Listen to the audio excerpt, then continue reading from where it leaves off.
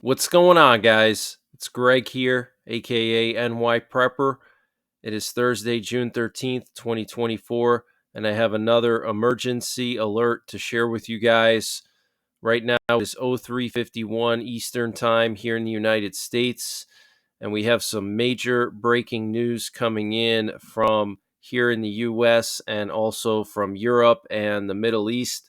So, what you're looking at here is official video footage from the Russian Ministry of Defense showing the Russian nuclear sub arriving in Cuba and also showing the Russian warships arriving in Cuba. And what's very concerning about this Russian sub and also the Russian warship that arrived in Cuba is that they can fire hypersonic missiles that are nuclear capable. Okay, they can also fire anti ship missiles and long range cruise missiles.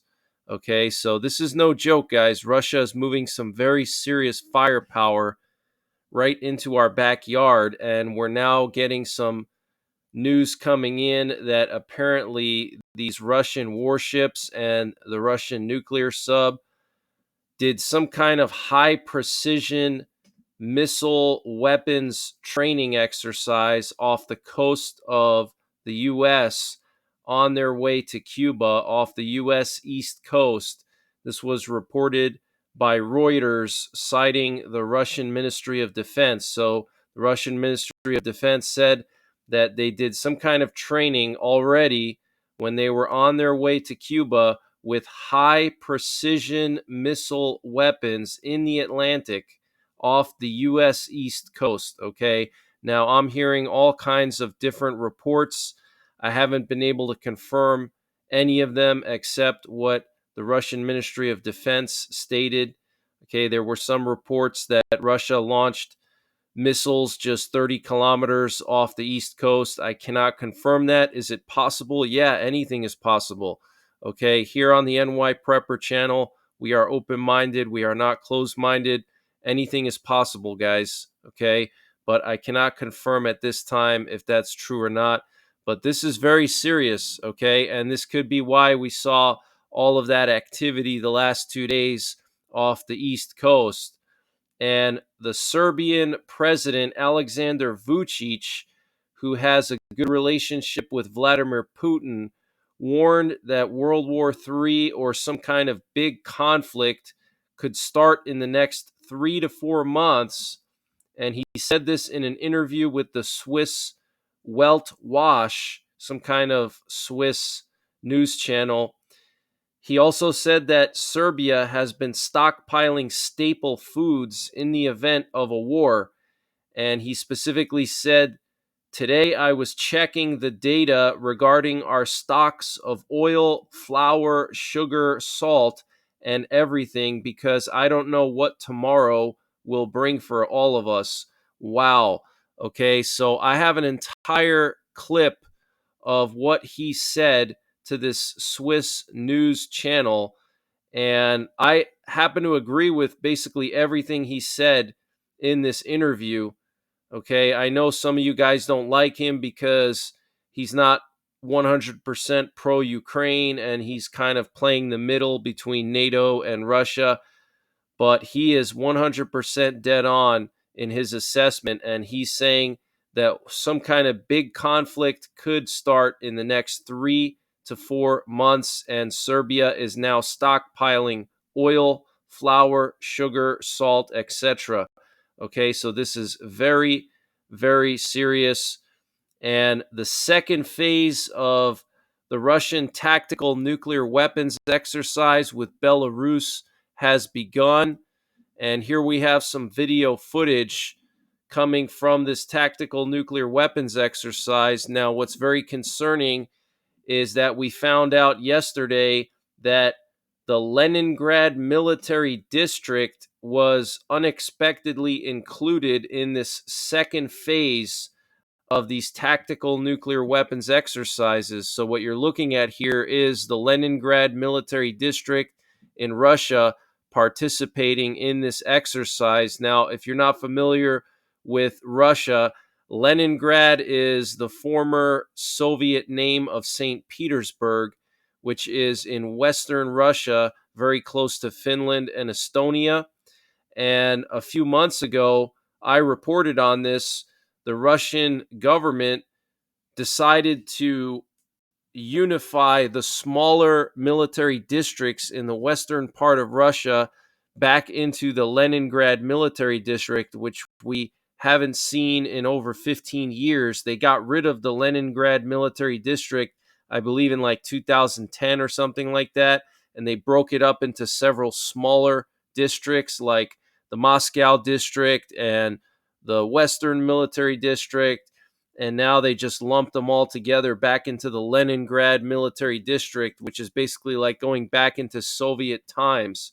Okay, so unexpectedly, this district took part in these nuclear weapons exercises. Okay, now the Leningrad military district, like I said, covers the western part of Russia, all the way from the Russian Arctic near Finland and Norway and down to Latvia. Okay, so the entire western border of Russia with NATO is where the Leningrad military district is located, and they took part in these tactical nuclear weapons exercises. Now, originally, it was just supposed to be the southern military district, which borders Ukraine. Okay, but they included the Leningrad district, which is a red flag that Russia is preparing for a tactical nuclear war with NATO in the coming weeks and months. Okay, remember, guys, when Russia does these exercises, it's usually a forward deployment. And this update was sponsored by My Patriot Supply. Guys, My Patriot Supply has all kinds of prepping and survival products, from potassium iodide to emergency food to water purification, solar generators, everything you can imagine in their general store. And they have special discounts set up just for you, the viewers of NYPrepper. And to get those discounts, you got to use my link, preparewithnyprepper.com. The link is in the description below this video. And once you get to that site, you got to look for the My Patriot Supply logo. You click on that logo and it'll take you to their general store. And right now they're actually doing a $50 discount on the Grid Doctor solar generator, but they have all kinds of discounts here on emergency food, water filters, bug out bag items, potassium iodide. They're actually selling potassium iodide for $10 a bottle with 60 pills in each bottle. That is such a good deal, guys. Normal price, $25 a bottle. So you get yourself a few of those bottles and you have enough potassium iodide for several families. So use the link, preparewithnyprepper.com. And remember, when you get to that page, click on the My Patriot Supply logo to access the general store with all of the discounts. And this is exactly what they did before they invaded Ukraine. If you remember, they stationed all the troops on the border of Ukraine a year before they actually invaded, and I actually covered it on my channel. It was like April of 2021. I was still living in New York, and Russia moved like 250,000 troops to the border of Ukraine, and everybody thought that Russia was going to invade Ukraine that week, and they didn't, and they ended up doing it a year later. Okay, so just the fact that Russia is doing these drills is very, very serious. And the fact that they're including the Leningrad district now means that they're preparing for not only using these tactical nukes on Ukraine, but also on NATO. Okay, Finland, the Baltics, Poland. All right, this is very, very serious. So let me just read to you some more details about this exercise. Personnel of the Leningrad Military Sector Missile Unit are practicing nuclear combat training missions, the Russian Ministry of Defense said in a statement. Footage showed that several Iskander short-range ballistic missiles were involved in the drills. Also, several Russian White Swan Tu-22 nuclear bombers were doing joint exercises with Belarusian MiG-31s, which carry the hypersonic missiles. And so here you can see these Iskander missile trucks. This is an Iskander missile truck. So they're moving the Iskanders. This is very similar to a Scud missile. It's almost identical to a Scud. Okay, it's a 300-mile range ballistic missile, maybe 500 miles, and it's very fast, and it can carry a small nuclear warhead. So they're positioning these things somewhere in Western Russia, probably close to Finland. I am sure of it. And they also practiced with their Tu-22 nuclear bombers alongside the Belarusian MiG-31s, which are the Belarusian bombers. Now, this is very concerning here. What you see here is a Russian anti-ship cruise missile that is nuclear tipped, that was loaded onto a Russian corvette of the Baltic Fleet. That's the Baltic Sea Fleet of the Russian military.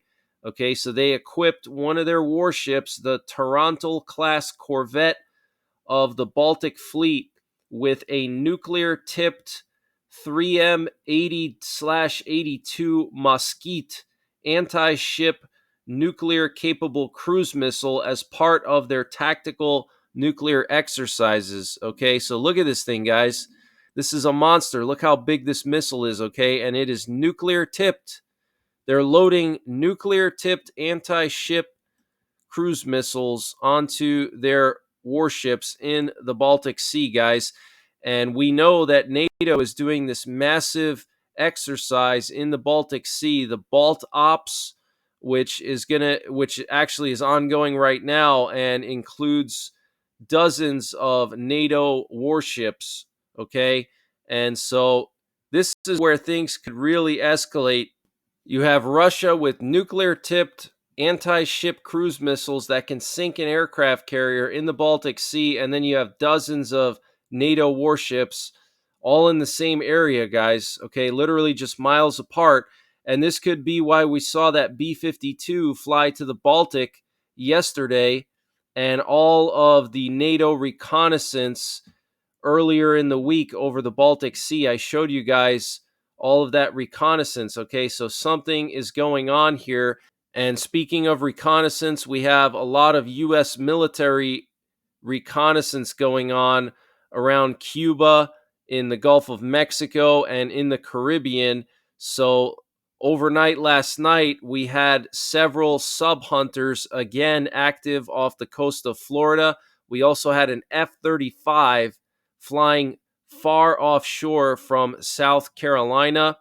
And then we also had an aerial refueler take off from Tampa, fly all the way down to Costa Rica, fly over Costa Rica, and then turn around and come back. So it was definitely refueling some kind of intelligence, surveillance, reconnaissance asset in the Caribbean with its transponder off. So this is very, very serious, guys. Here's a closer look. You can see a sub-hunter plane, a P-8 Poseidon, off the west coast of Florida, probably about 300 miles from Tampa, out in the Gulf. There was another P-8 Poseidon pretty far off the Florida east coast. And then here you have this F-35 off the coast of South Carolina, all at the same time. And then we had like half a dozen aerial refuelers, KC-46 Pegasus planes, off the East Coast last night at the same time. And they were in the air at the same time as the F-35, the sub-hunters, the aerial refueler here. Okay, all these were in the air at the same time. Okay, and so here we have 4 KC-46 Pegasus planes in the air off of North Carolina and Virginia, and also near Long Island. And then also we had an AWACS plane, an E-3 Sentry over here. And then we also had a sub-hunter as well off the coast of Virginia Beach. Okay, so something is brewing, guys. And here we have some more video footage coming from these Russian tactical nuclear weapons drills. So here we can see an Iskander missile being loaded with a nuclear warhead. You can see they have the warhead blurred out, so you can't see what the warhead looks like. Okay, so it's definitely a nuclear warhead. So Russia has basically deployed nuclear warheads, guys. Okay, they have already deployed nuclear warheads right next to Ukraine, right next to Finland, probably next to Poland and the Baltics. This is very serious, okay? This is not just an exercise, this is a deployment. All that's going on in Europe right now, this Balt Ops so-called exercise, it's not an exercise, it's a deployment, okay? Same thing with what Russia's doing now. And then they had the quote-unquote steadfast defender exercise, which was a land exercise in Poland and the Baltics. These are not exercises, guys. They're forward deployments. NATO and Russia are getting ready for war. Neither side is backing down, and it's only going to escalate. And here we have footage of the Russian White Swan nuclear bombers doing exercises with their Belarusian counterparts. Okay, so they're practicing delivering nuclear weapons, most likely Kinzhal hypersonic missiles together. Okay, so these are all Belarusian MiG 31Ks, and then behind them are the Russian White Swans. So this is very, very serious, guys. Absolutely insane.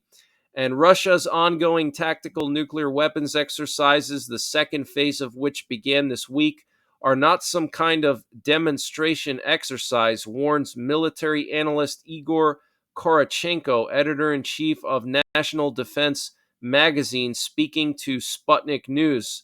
The purpose of this exercise is to replicate the practical mechanics of the tactical use of nuclear weapons if a decision is made to resort to such drastic measures. The various aspects of the tactical use of nuclear weapons being tested during this exercise include delivering presidential authorization to troops, unlocking warheads, entering flight data and targeting, basically everything involved in an actual nuclear strike, he says. The drills are essentially meant to ensure that the Russian armed forces would be ready to launch a tactical nuclear strike against a NATO military unit if the latter were to deploy to the Ukrainian conflict zone to attack Russian troops there, Korochenko claims. Okay, so very serious, guys. And arms supplies to Ukraine will become mandatory for all NATO members. They will be coordinated by command structures under the leadership of General Cavoli, according to the leader of NATO, Jens Stoltenberg. Okay, so NATO is now going to make it mandatory for all members to supply weapons to Ukraine. And Russia deployed their newest S-500 air defense systems to Crimea, according to Ukraine's intelligence chief Kirilo Budanov. According to Ukraine, the S-500 has a range of 600 kilometers and is effective up to 100 kilometers in altitude. So looks like Russia is preparing for these F-16s to arrive. And in Russia, lines are forming at currency exchangers after news broke out that Russia has suspended trading of dollars and euros on the Moscow Stock Exchange after the Biden administration announced new sanctions. So what you're looking at here is video footage of Russians lining up to exchange their dollars because they're no longer going to be basically used in Russia. Okay, this is the beginning stages of Russia dumping the dollar and dumping the euro. This is very, very serious, guys, and Russia is in some economic trouble. Okay, we have Gazprom plummeting on the Moscow Stock Exchange. It's continuing to go down. Okay, it went down 2% since yesterday. It's down 28% in the last 6 months.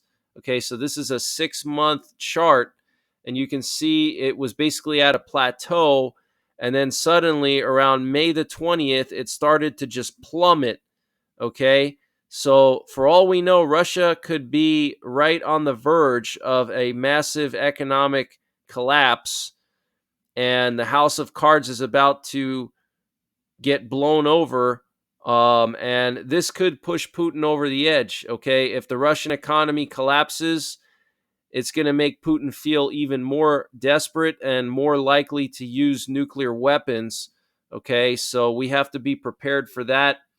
And starting today, Poland introduces a buffer zone near the border wall with Belarus, in which only Polish border guards and soldiers will be allowed to venture. It will range from 200 meters to 2 kilometers wide. And today and tomorrow, NATO defense ministers will be meeting in Brussels. And last night, we had more reconnaissance in the eastern Mediterranean. We had another U.S. sub hunter flying off the coast of Israel and another U.S. Navy reconnaissance drone flying off the coast of Lebanon, Syria, and Israel. Okay, and it's looking more and more like Israel is about to attack Hezbollah, and apparently a massive fire was reported at an oil refinery near Erbil, Iraq last night. About 12 oil tanks went kaboom in a fire. The cause of the fire is unknown, and a massive wildfire has spread in northern Israel after 200 plus rocket strikes from Hezbollah earlier yesterday. Residential areas are being evacuated now. So this is the second incident in the last week that Hezbollah has done this. Okay, this is the second time they've launched a massive barrage of rockets, causing all these wildfires. Okay, Israel's not going to sit around and let this happen. And the U.S. is concerned about Israel rushing into a war with Hezbollah or getting dragged into one without a clear strategy or consideration of the full implications of a wider conflict, Biden administration officials said. Well, what are they supposed to do? Okay, just sit around and let Hezbollah pound them with rockets every day and cause wildfires? I mean, imagine if Canada was doing that to, let's say, Minnesota. They were launching rockets into Minnesota and causing wildfires. I'm sure the U.S. would attack Canada, right? But if it happens to another country, then we tell them, oh, no, you don't have a right to defend yourself. And the Lebanese army commander visits Washington this week to discuss the situation and tensions on the southern front with officials in the White House, the Pentagon, and members of Congress. Okay, so Lebanon's supreme army commander, okay, visiting all the VIPs, the White House, Pentagon, and Congress to discuss the situation with Hezbollah. And U.S. fighter jets launched new airstrikes in Yemen. Apparently, they hit some kind of radio tower.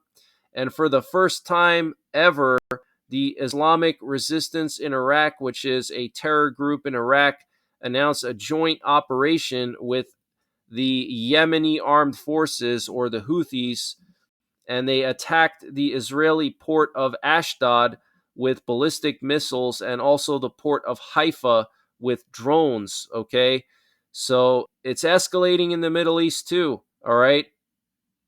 And last night there was some kind of an emergency at the International Space Station, and now NASA is saying that it was just a training exercise. Apparently, some very odd and disturbing audio aired on the International Space Station YouTube feed.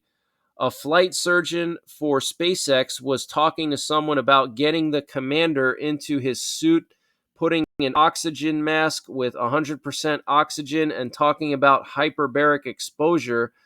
She stated that the commander's outlook was doubtful, and the International Space Station released this tweet shortly after saying that it was just an exercise. They said there is no emergency situation going on aboard the International Space Station. At approximately 5:25 p.m. Central Time, audio was aired on the NASA live stream from a simulation audio channel on the ground, indicating a crew member was experiencing effects related to decompression sickness. This audio was inadvertently misrouted from an ongoing simulation where crew members and ground teams train for various scenarios in space and is not related to a real emergency.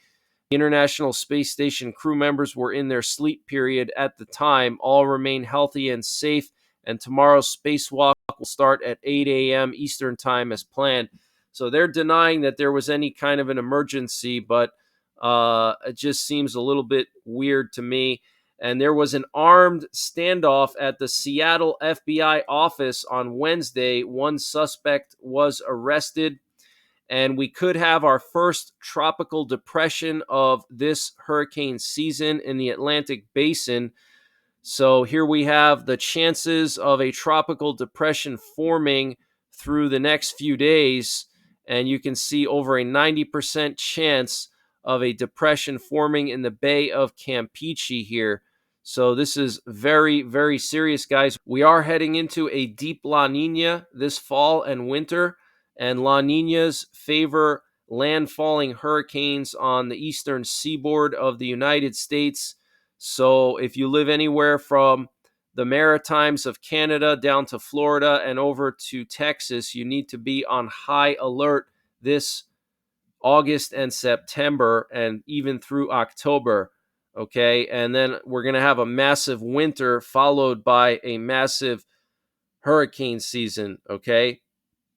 And a star is supposed to explode later this summer, which could be visible to the naked eye in September. Scientists are calling it a once-in-a-lifetime event. T Corona Borealis, dubbed the Blaze Star and known to astronomers simply as TCRB, is a binary system nestled in the Northern Crown, some 3,000 light years from Earth. The system is comprised of a white dwarf, an Earth-sized remnant of a dead star with a mass comparable to that of our Sun, and an ancient red giant slowly being stripped of hydrogen by the relentless gravitational pull of its hungry neighbor. The first recorded sighting of the TCRB nova was more than 800 years ago, in autumn of 1217, when a man named Burchard Abbot of Erzberg, Germany, noted his observance of a faint star that for a time shone with great light. The TCRB nova was last seen from Earth in 1946. Its behavior over the past decade appears strikingly similar to observed behavior in a similar time frame leading up to the 1946 eruption. If the pattern continues, some researchers say the nova event could occur by September of 2024. What should stargazers look for? The Northern Crown is a horseshoe-shaped curve of stars west of the Hercules constellation, ideally spotted on clear nights. It can be identified by locating the two brightest stars in the Northern Hemisphere, Arcturus and Vega, and tracking a straight line from one to the other, which will lead skywatchers to Hercules and the Corona Borealis. The outburst will be brief. Once it erupts, it will be visible to the naked eye for a little less than a week. Okay, so this is very interesting, and that could be biblical, guys. The Bible says in the end times that we're going to see stars falling out of the sky.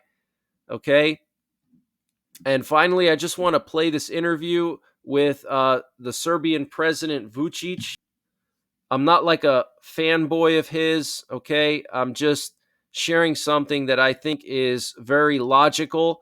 The way he explains it is extremely logical of the situation we're in, and he basically says that we're on the cusp of a world war, potentially nuclear war. So let me just play this for you, and we're going to analyze this together. The train has left the station, and no one can stop it. And it looks like that, and I believe that we are getting close to the last days of possible rethinking and reconsidering of everything that is happening in Ukraine. If those big powers don't do anything in a short period of time, yes, I'm pretty much certain that we'll face a real disaster. If you bet on the fact that someone is bluffing, it means that you have no better cards. But you just believe that the other side has weaker cards, and you're not sure about it because you don't know and you didn't see his or their cards. So he's talking about Putin potentially bluffing with his tactical nuclear weapons, and he's saying that basically NATO doesn't really have any leverage in this situation, and how could NATO know that Putin is bluffing? Everybody is speaking only about war. Nobody wants to reach the peace. Nobody speaks about peace. Peace is almost a forbidden word. And please notice this. Because they say we need to win in order to secure future peace, but nobody's speaking about a peace, and then okay, you negotiate it. But you have the other side. You have to have the other side on the table as well. It's it's very strange to me that no one is actually attempting to stop the war. There is another theory which I can understand, which I don't say that I do approve, but I understand that West thinks that they can win easily against Putin. They want to exhaust him in Ukraine, and then they will enter the space, and then Russia in today's territory and shaped like it is today won't exist anymore, and Putin will be overthrown and everything else. Maybe that's possible, but do you think that is possible? Is it possible to use Ukraine to weaken Russia? Well, it weakened Russia anyway, but is it enough to destroy Russia and to overthrow Putin? I don't believe so. I would agree with him there. I don't think that Putin is going to stop. I don't think he's going to be overthrown. And I think it's just going to keep escalating. And he's dead on right there. Today's Europe, they all act like big heroes. But they did not say to their people that they will pay a very big price. And speaking about it, you and all these leaders should do absolutely everything in order to stop any kind of warmongering behavior and everything. Why I'm speaking that we are getting close to the precipice, to the abyss. Analyze the situation of NATO and the United States. And this is very important, okay? So he's basically going to say that both NATO and Russia are in a position now where they can't back down, and that this fight for Ukraine is life or death for both Russia and NATO. And I agree with that. And that's why we're not going to see any peace. It's just going to continue to escalate. And Putin has even said himself that Ukraine is life or death for Russia. And Ukraine is also life or death for NATO, because NATO can't have Russia right on their border, and Russia can't have NATO on their border. You see what I'm saying? This is like two pit bulls fighting over a piece of steak, okay, a piece of raw meat, okay? It's not going to end well. They cannot afford themselves losing war in Ukraine, which means Russia cannot win. Because, first of all, their political legacy will not exist, or it will be so poor that they cannot allow themselves. Number two, position of Europe and the West, collective West, in geopolitical terms, will deteriorate so much that no one would be able to revive it and to renew it. And number three, it will open Pandora's box for more movements, at least, and hostilities against collective West in the future. But take the other side. That's a nice story for one side. But take the other side. If Putin loses the war, Russia will not exist and won't be shaped like it is today. And then when you have these two sides so much far from each other, with their wishes, with their expectations, then you see that everything is at stake. Everything. No one can afford to himself or to itself, to themselves, to lose. When you have this situation, that's why I was saying to you, that's why I was saying publicly and not hiding it, that we are getting closer to a real disaster. Who is ready to lose 1 million, 2 million, 5 million, 10 and 15 million people? Ask yourself. I'm not ready to lose a single man, and we won't participate in that. But it's a question for some other people. How close are we now to a third world war, a confrontation? I cannot say a third world war, but a big confrontation, how far we are, I believe that we are not far away from it. Not more than 3-4 months. And there is a danger to happen even before that. Okay, so he's saying 3 to 4 months, a big confrontation, possibly World War III, and a danger that something could happen even before 3 to 4 months. Okay. How far we are, I believe that we are not far away from it. Not more than 3-4 months. And there is a danger to happen even before that. Where do you stand in this whole insanity? Where does Serbia stand in this conflict? We'll keep peace, stability, and tranquility within the region and in our country. So Vučić kind of tries to stay away from all of this. He tries not to take any sides, but he has been giving Ukraine weapons. Now, Vučić, for those of you guys who don't know who he is, he's actually pro-European Union. He's the president of Serbia. However, Serbia does have a large amount of nationalists that are very pro-Russian. And so at times he has to kind of play the part of a pro-Russian president. Okay, but he's clearly not like, Orban or Lukashenko. He wants Serbia to get closer to the EU, but he wants to be kind of more neutral in this whole situation rather than taking sides like Hungary and Belarus. Okay. But that's pretty much it for this one, guys. I will be back later on tonight with more breaking news. I'll probably go live. So make sure you're subscribed. Hit the bell icon down below so you get notified when I post these updates. Check me out on Telegram and Twitter. I'll leave the links to my Telegram and Twitter in the comments down below. And until next time, take care, God bless, and don't forget the 3 Ps: prepare, practice, and persevere.